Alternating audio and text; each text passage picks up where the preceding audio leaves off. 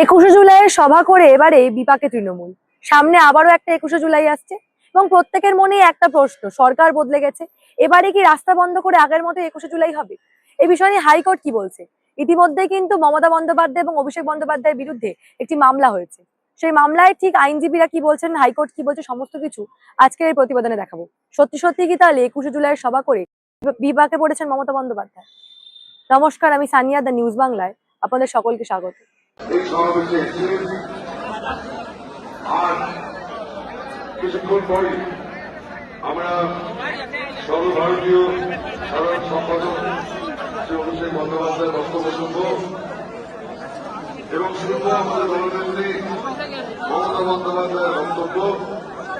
তার আগে আরো একবার অনুরোধ করছি রসিকেতা চক্রবর্তীকে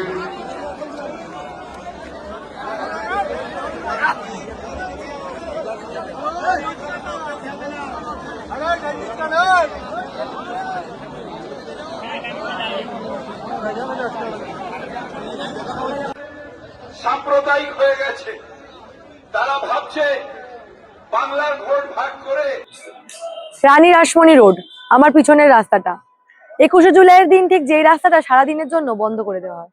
অবশ্য কেবল রানী রাসমণি রোড নয়, ধর্মতলা ডরিনা ক্রসিং থেকে শুরু করে গোটা ধর্মতলা চত্বর সম্পূর্ণই কিন্তু মমতা বন্দ্যোপাধ্যায়ের সভার জন্য বন্ধ করে দেওয়া হয়। ঠিক এই রাস্তার পিছনেই মমতা বন্দ্যোপাধ্যায়ের বড় মঞ্চ হয় একুশে জুলাই। তবে প্রশ্ন হলো, এবারেও কি আমরা একই ছবি দেখতে পাবো, নাকি আর সেই ছবি দেখা যাবে না?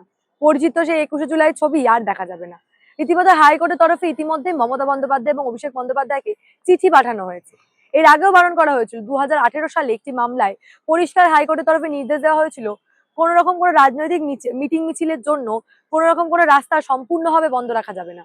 অর্থাৎ কোনো রাস্তা একটা দিক বন্ধ করা হলে আরেকটা দিক খোলা রাখতে হবে। সেই নির্দেশ কিন্তু 2018 সালের একটি মামলায় হাইকোর্টের তরফে পরিষ্কার করে দেওয়া হয়েছিল। কিন্তু তার সত্ত্বেও 2025 সালে একুশে জুলাই মমতা বন্দ্যোপাধ্যায় সবার জন্য গোটা চত্বর বন্ধ করে দেওয়া হয়। সেই সবার ছবি আপনারা আমাদের চ্যানেলেও বিভিন্ন প্রতিবেদনে দেখেছিলেন। একেবারে বহু মানুষ দূর দূরান্ত থেকে মমতা বন্দ্যোপাধ্যায়ের সভায় এসেছিলেন এবং রীতিমতো গোটা ধর্মতলা চত্বর, এবং কেবলমাত্র ধর্মতলা চত্বর মানে ডরিনা ক্রসিং ও রানী রাসমণি রোড নয়, কিন্তু একেবারে মৌলালি থেকে শুরু করে গোটা এরিয়া বন্ধ করে দেওয়া হয়েছিল মমতা বন্দ্যোপাধ্যায়ের এই সভায়। হাইকোর্টের নির্দেশকে অমান্য করে এই কাজটা করা হয়েছিল। ঠিক সেই ঘটনার পরিপ্রেক্ষিতে ইতিমধ্যে মমতা বন্দ্যোপাধ্যায় এবং অভিষেক বন্দ্যোপাধ্যায়ের বিরুদ্ধে হাইকোর্টে আবারও মামলা দায়ের করা হয়েছে এবং ইতিমধ্যে সেই চিঠি পৌঁছে গেছে মমতা বন্দ্যোপাধ্যায়ের কাছে। অর্থাৎ আগামী যে একুশে জুলাই, আর মাত্র 1 মাস পরে একুশে জুলাই, বর্তমানে একটাই প্রশ্ন উঠছে যে সেই একুশে জুলাই কি আগের মতো করে হবে?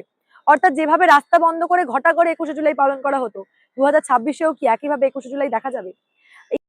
2018 সালের সেই নির্দেশিকা মোতাবেক বিচারপতি জ্যোতির্ময় ভট্টাচার্য এবং বিচারপতি অরিজিৎ বন্দ্যোপাধ্যায়ের বেঞ্চে তৃণমূল সহ রাজ্যের 38টি রাজনৈতিক দলের উদ্দেশ্যে কড়া বার্তা দিয়েছিল হাইকোর্ট।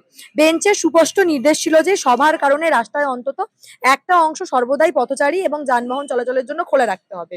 অ্যাম্বুলেন্স, দমকল সহ অন্যান্য জরুরি পরিষেবা যাতে কোনোভাবে বাধাপ্রাপ্ত না হয় তা সুনিশ্চিত করার দায় কিন্তু আয়োজকদেরই। প্রয়োজনে ট্রাফিক ঘুরিয়ে দেওয়ার জন্য বিকল্প রাস্তার কথা আগাম বন্দোবস্ত রাখতে হবে, সেই বার্তাই কিন্তু হাইকোর্টের তরফে দেওয়া হয়েছিল। তো তার সত্ত্বেও 2021 সালে যে 21শে জুলাই আমরা দেখেছিলাম, সেখানে একেবারেই অন্য ছবি আমরা দেখতে পাই। রীতিমতো মানুষের ভিড়ে গোটা রাস্তা বন্ধ করে দেওয়া হয়। এমনকি মৌলালির মোড় থেকে শুরু করে ধর্মতলা ডরিনা ক্রসিং পর্যন্ত গোটা রাস্তা বন্ধ করে দেওয়া হয়েছিল মমতা বন্দ্যোপাধ্যায়ের এই সভায়। এবং তারপরেই আজকে ইতিমধ্যে হাইকোর্টে মমতা বন্দ্যোপাধ্যায় এবং অভিষেক বন্দ্যোপাধ্যায়ের বিরুদ্ধে মামলা করা হয়েছে। সম্প্রতি এই ঘটনাকে কেন্দ্র করেই মমতা বন্দ্যোপাধ্যায় এবং তৃণমূলের বিরুদ্ধে একটি মামলা করা হয়েছে হাইকোর্টে। আজকে শুক্রবার বিচারপতি অরিজিৎ বন্দ্যোপাধ্যায় ডিভিশন বেঞ্চে এই মামলাটা করা হয়েছে। আগামী 23 জুলাই এই মামলার শুনানি রয়েছে বলে এখনো পর্যন্ত জানা যাচ্ছে। অর্থাৎ 21শে জুলাইয়ের আগে আবারও যে এই মামলাটা উঠবে এবং এই মামলার পরিণতি কি হয় সেই বিষয়ে কিন্তু সকলের আগ্রহ রয়েছে। কারণ একটা সময় যখন কোর্টের তরফে পরিষ্কার করে দেওয়া হয়েছিল, তৃণমূল সহ অন্যান্য রাজনৈতিক দলকে পরিষ্কার বার্তা দেওয়া হয়েছিল যে রাজ্যের কোন রকম কোনো প্রধান রাস্তা, অর্থাৎ শহরের কোনো প্রধান রাস্তা ব্লক করে এইভাবে কোনো রাজনৈতিক সভা করা যাবে না, এবং যদি কোনো রাজনৈতিক সভা করতে হয় তাহলে কিন্তু পাশের রাস্তাটা খোলা রাখতে হবে। অ্যাম্বুলেন্স সহ একাধিক জরুরিকালীন ব্যবস্থা যাতে চলাচল করতে পারে বা যান চলাচল করা যেতে পারে সেটার জন্য। কারণ যে কোনো বিপজ্জনক পরিস্থিতিতে অ্যাম্বুলেন্স সহ একাধিক বিষয় কাজে লাগতে পারে, যার জন্য ঠিক রাস্তার অর্ধেকটা ব্যবহার করে বাকি অর্ধেকটা খুলে রাখার কথা বলা হয়েছে। এছাড়াও বিকল্প রাস্তা খুলে রাখার কথা বারে বারই বলা হয়েছিল, কিন্তু তার সত্ত্বেও আমরা 2025 সালে 21শে জুলাইতে একেবারে ভিন্ন ছবি দেখি। রানী রাসমণি রোড সহ ধর্মতলার একাধিক জায়গা বন্ধ করে দেওয়া হয়েছিল। ঠিক সেই ঘটনার পরিপ্রেক্ষিতে ইতিমধ্যে হাইকোর্টে মামলা হয়েছে।